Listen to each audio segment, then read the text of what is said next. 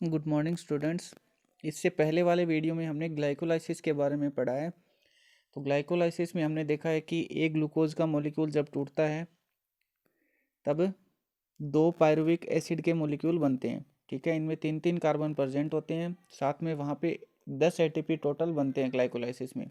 10 में से 2 एटीपी खर्च हो जाते हैं, तो 8 एटीपी जो रहते हैं वो हमें प्राप्त होते हैं। तो कहने का मतलब 8 एटीपी बनते हैं और 2 एटीपी खर्च हो जाते हैं। टोटल 10 एटीपी ग्लाइकोलाइसिस की प्रोसेस के अंदर बनते हैं। अब हम देखेंगे क्रेब साइकिल के बारे में। तो क्रेब साइकिल जो है वो ग्लाइकोलाइसिस से आगे ही चलने वाली प्रोसेस होती है, और इसमें दो पायरुविक ग्लाइकोलाइसिस में क्या था, एक ग्लूकोज का मॉलिक्यूल टूटा और दो पायरुविक अम्ल बने। अब इन्हीं पायरुविक एसिड से आगे कौन सी प्रोसेस चलेगी? क्रेब साइकिल की प्रोसेस चलती है। क्रेब साइकिल में क्या होता है कि इधर वाला जो पायरुविक एसिड है इसमें भी 3 कार्बन है, और इधर वाला जो पायरुविक एसिड है इसमें भी 3 कार्बन है। दोनों की रिएक्शन सेम चलेगी। इधर में जितने एटीपी बनेंगे सेम एटीपी इधर बनेंगे। ठीक है, तो हम एक पायरुविक अम्ल के एसिड की रिएक्शन देख लेते हैं, दूसरी बिल्कुल सेम टू सेम है। तो जितने एटीपी इधर बनेंगे उतने ही इसमें बनेंगे। तो एक की रिएक्शन हम देखेंगे तो दूसरा अपने आप आ जाएगा। लास्ट में हम काउंटिंग कर लेंगे कहाँ कितनी एटीपी बनते हैं। ठीक है, तो देखते हैं। पायरुविक अम्ल जो रहता है वो पायरुवेट डिहाइड्रोजिनेज, एक यहाँ पे नाम याद रखना, डिहाइड्रोजिनेज। डिहाइड्रोजिनेज एंजाइम जहाँ पे भी लगेगा वहाँ पे हाइड्रोजन के मॉलिक्यूल बाहर निकलेंगे और उनको ग्रहण करने के लिए NAD आता है और NADH2 के अंदर कन्वर्ट हो जाता है। तो ये याद रखना, जहाँ पे भी डिहाइड्रोजिनेज नाम आएगा वहाँ पे हाइड्रोजन के मॉलिक्यूल बाहर निकलेंगे। तो यहाँ पे देखो पायरुविक एसिड जो रहता है उस पे कौन सा एंजाइम काम करता है? पायरुवेट डिहाइड्रोजिनेज एंजाइम इस पे काम करता है। साथ में यहाँ पे इस एंजाइम की हेल्प करने के लिए एक और एंजाइम होता है जिसे बोलते हैं HS कोएंजाइम A। ठीक है, HS कोएंजाइम A। इन दोनों एंजाइम की उपस्थिति में क्या होगा, एक तो CO2 का मॉलिक्यूल बाहर निकल जाता है। CO2 का मॉलिक्यूल बाहर निकलेगा, साथ में हाइड्रोजन बाहर निकलते हैं, और उन हाइड्रोजन को ग्रहण कर लेने कौन आता है? NAD आता है। NAD उनको ग्रहण करेगा और NADH2 के अंदर कन्वर्ट हो जाता है। ठीक है, तो अब यहाँ पे प्रोडक्ट क्या बना? एसिटाइल कोएंजाइम A बना। इसमें 2 कार्बन प्रेजेंट है। इसमें 2 कार्बन कहाँ से आए कि पायरुविक अम्ल में 3 कार्बन थे, एक CO2 यहाँ पे बाहर निकल गया, तो कितने कार्बन बचे? 2 कार्बन बचे। ठीक है, 2 कार्बन यहाँ पे बच गए। तो जो प्रोडक्ट बना है वो 2 कार्बन वाला है, acetyl coenzyme A। Acetyl coenzyme A citrate synthase enzyme की उपस्थिति में, ठीक है, सिट्रेट सिंथेज एंजाइम की उपस्थिति में ऑक्जेलो एसिटिक एसिड के साथ में रिएक्शन करेगा।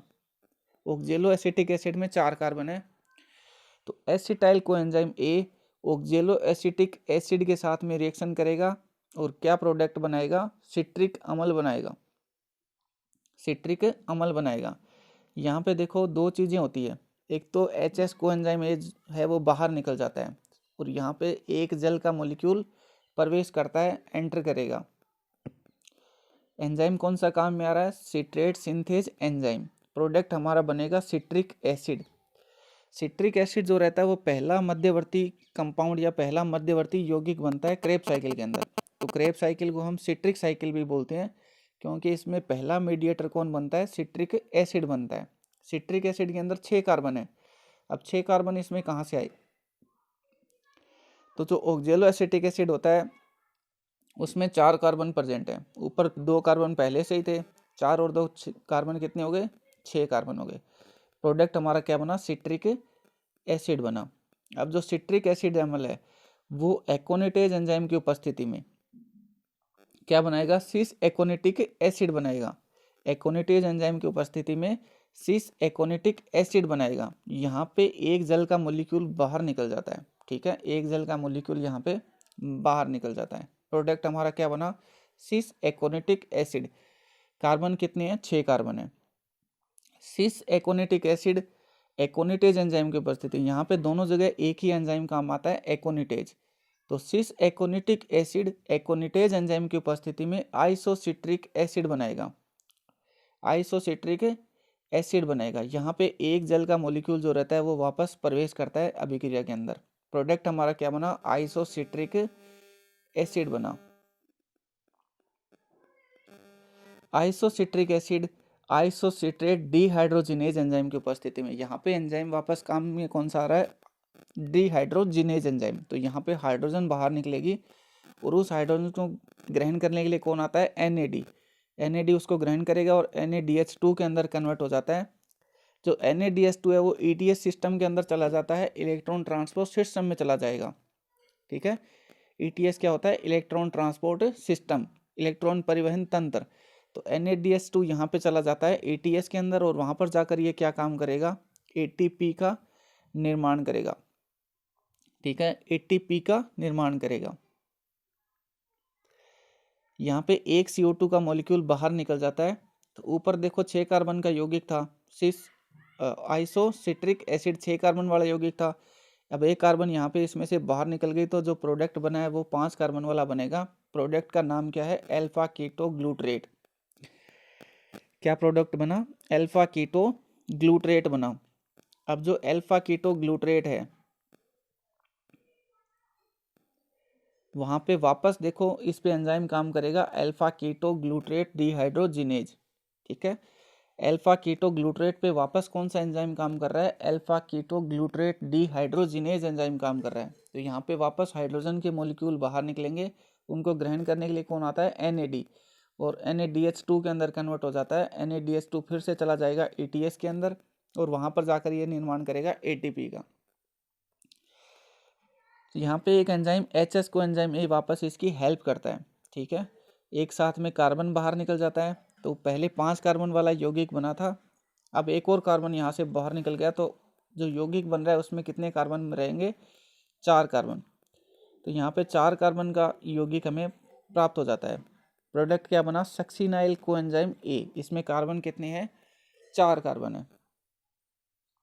सक्सिनाइल कोएंजाइम A जो रहता है वो थायोकाइनेज एंजाइम की उपस्थिति में, ठीक है, थायोकाइनेज एंजाइम की उपस्थिति में क्या बनाता है, सक्सिनिक अम्ल बनाएगा। सक्सिनिक अम्ल बनाएगा, इसमें 4 कार्बन प्रेजेंट है। अब यहाँ पे देखो सक्सिनाइल को एंजाइम जो रहता है वो क्या बनाएगा, सक्सिनिक अम्ल बनाता है थायोकाइनेज एंजाइम की उपस्थिति में। यहाँ पे GDP से डायरेक्ट एक GTP बनता है। ठीक है, ATP यहाँ पे मैंने गलत लिख दिया है, यहाँ पे पहले GTP बनता है। GTP जो होता है वो एक ATP के बराबर होता है, तो वैसे तो कुछ नहीं है। चलो GDP जो यहाँ पे क्या होगा, GDP से क्या बनेगा, डायरेक्ट ATP का निर्माण होता है। प्रोडक्ट हमारा क्या बना, सक्सिनिक अम्ल बना। अब ये जो सक्सिनिक अम्ल है वो SDH एंजाइम की उपस्थिति में, SDH का मतलब होता है सक्सिनेट डिहाइड्रोजिनेज एंजाइम। तो यहाँ पे डिहाइड्रोजिनेज एंजाइम काम में आ रहा है, मतलब वापस क्या होगा, हाइड्रोजन बाहर निकलेगी। इस हाइड्रोजन को ग्रहण करने के लिए आता है FAD। ठीक है, FAD प्लस इसको ग्रहण करने के लिए आता है और वो FADH2 के अंदर कन्वर्ट हो जाएगा। FADH2 जो है वो ETS के अंदर जाएगा और वहाँ पर जाकर ये ATP का निर्माण करेगा। प्रोडक्ट हमारा क्या बना, फ्यूमेरिक अम्ल बनेगा। प्रोडक्ट क्या बनेगा, फ्यूमेरिक अम्ल। 4 कार्बन अभी तक इसमें प्रेजेंट हैं। अब जो फ्यूमेरिक अम्ल है वो फ्यूमरेज एंजाइम की उपस्थिति में, फ्यूमेरिक अम्ल फ्यूमरेज एंजाइम की उपस्थिति में क्या बनाता है, मेलिक अम्ल बनाता है। यहाँ पे एक जल का मॉलिक्यूल इस अभिक्रिया के अंदर प्रवेश करेगा।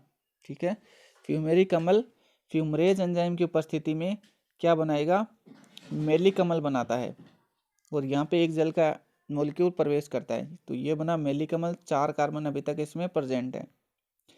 मेलिक अम्ल जो है वो डिहाइड्रोजिनेज एंजाइम की उपस्थिति में, ठीक है, मेलिक अम्ल MDH यहाँ पे काम आता है। एंजाइम का नाम यहाँ पे क्या हो जाएगा, MDH, मेलेट डिहाइड्रोजिनेज। MDH को हम क्या बोलते हैं, मेलेट डिहाइड्रोजिनेज एंजाइम। तो ये मेलिक अम्ल मेलेट डिहाइड्रोजिनेज एंजाइम की उपस्थिति में ऑक्जेलो एसिटिक एसिड बनाएगा। यहाँ पे क्या होगा, हाइड्रोजन बाहर निकलेगी। ठीक है, डिहाइड्रोजिनेज एंजाइम काम में आ रहा है, मतलब हाइड्रोजन यहाँ पे बाहर निकलेगी। उस हाइड्रोजन को ग्रहण करने के लिए कौन आता है, NAD+, और NAD+ इसको ग्रहण करके NaDH2 के अंदर कन्वर्ट हो जाता है।